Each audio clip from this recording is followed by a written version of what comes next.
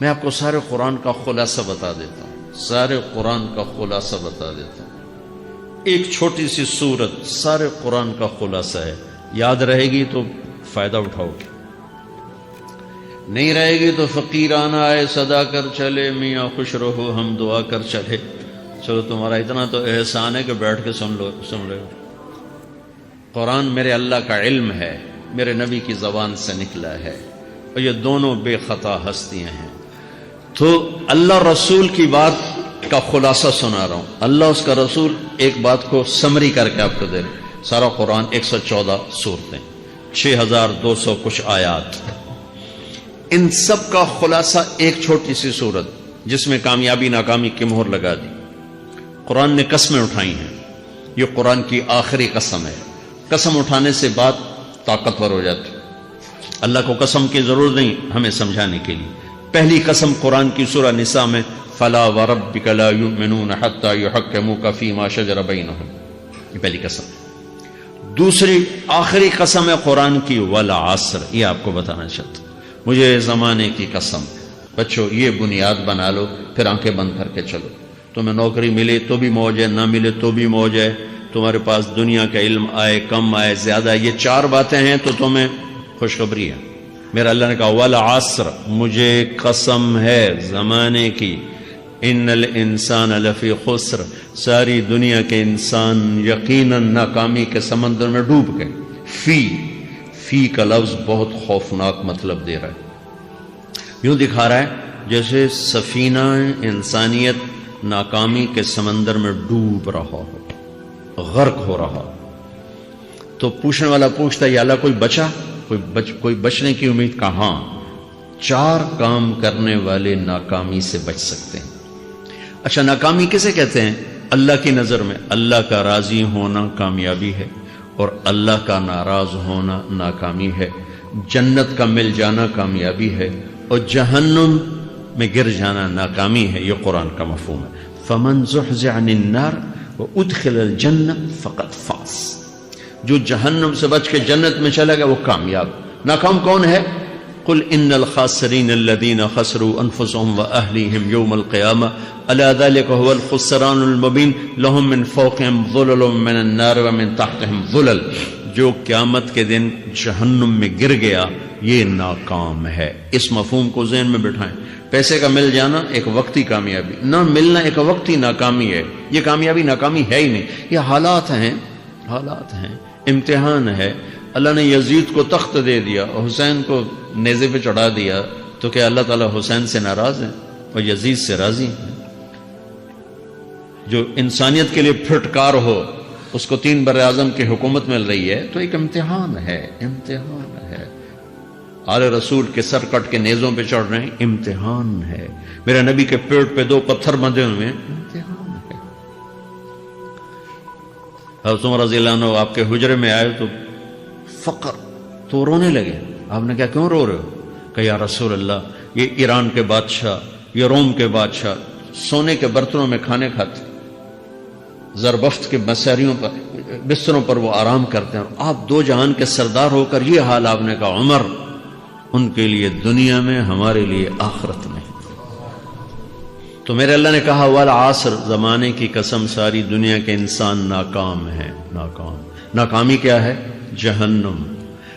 کون بچا اس ناکامی سے؟ کوئی بچ سکتا ہے؟ اللہ نے کہا 4 کام کرنے والے بچ جائیں گے، 4 کام کرنے والے۔ اِلَّا الَّذِينَ آمَنُوا، جو ایمان لائے۔ ایمان ناکامی سے نکالنے کی پہلی شرط ہے۔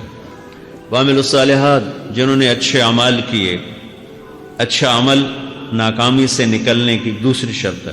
وَتَوَاصَوْا بِالْحَقِّ، جنہوں نے حق کی دعوت دی۔ یہ تبلیغ کا کام، جس کو آپ تبلیغی جماعت سمجھتے ہیں، یہ تبلیغی جماعت نہیں ہے، یہ میرے رب کی لگائی ہوئی ذمہ داری ہے ختم نبوت کی وجہ سے، کہ میرے نبی کے بعد اب کوئی نہیں آئے گا، تم اے امت محمد اس دعوت کے کام کو اور حق کی دعوت کو تم آگے پہنچاؤ گے۔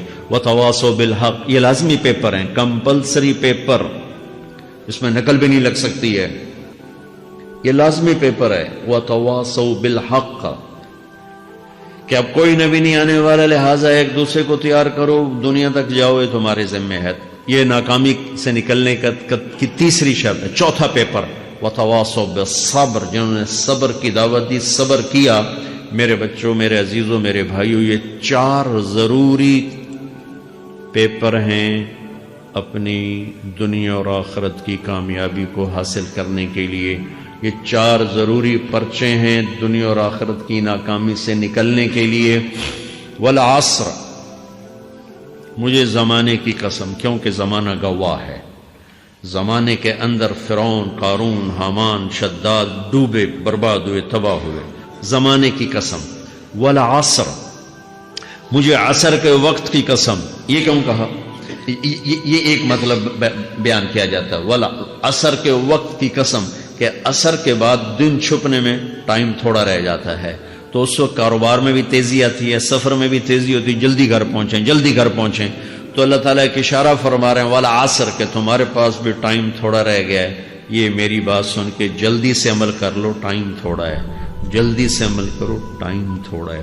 پھر یہ سورت اتری عربوں میں، عربوں میں لڑائی کا ماحول ہے، ڈاکہ کا ماحول ہے، قتل و غارت کا ماحول ہے، تو عصر کے قریب مسافر قافلے تیز ہو جاتے تھے کہ جلدی سے کسی ٹھکانے پہنچیں تاکہ دشمن کے حملے سے محفوظ ہو جائیں۔ تو اللہ اس پس منظر میں فرما رہا ہے والعصر، ٹائم تھوڑا ہے، شام ہونے والی ہے، پتہ نہیں کب بلاوا آ جائے، جلدی سے یہ 4 کام سیکھو، جلدی سے کرو، جلدی سے کرو۔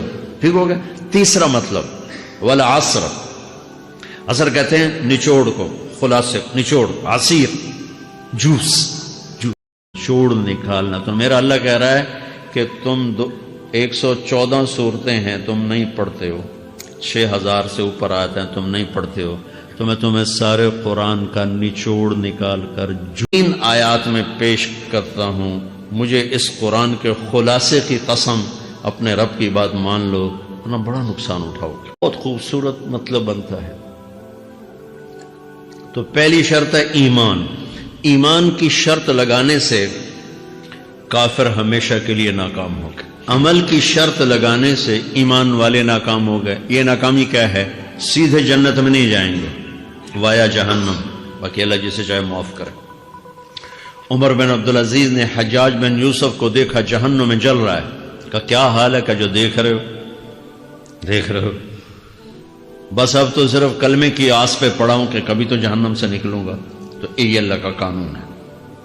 سلیمان بن عبد الملک کی میت کو قبر کے قریب کیا گیا، سلیمان بن عبد الملک بنو امیہ کا بادشاہ، تو اس کی باڈی ہلنے لگی، تو اس کے بیٹوں نے کہا ہمارا ابا زندہ ہے۔ تو عمر بن عبدالعزیز نے فرمایا زندہ نہیں ہے، عذاب قبر جلدی شروع ہو گیا، اس کو جلدی سے دفن کرو، جلدی سے دفن کرو۔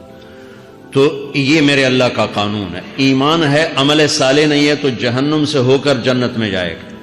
عمل صالح ہے، وتواصوا بالحق، تبلیغ کا کام نہیں ہے، دعوت کا کام نہیں ہے، تو اب ناکامی کا کیا مطلب ہے؟ اب آدھی کامیابی، آدھی ناکامی ہے۔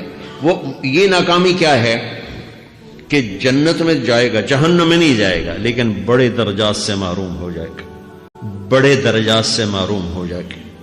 اونچے درجات کے لیے تیسرے پیپر کو لینا ضروری ہے، وتواصوا بالحق، وتواصوا بالصبر، چوتھا پیپر ساتھ لگایا کہ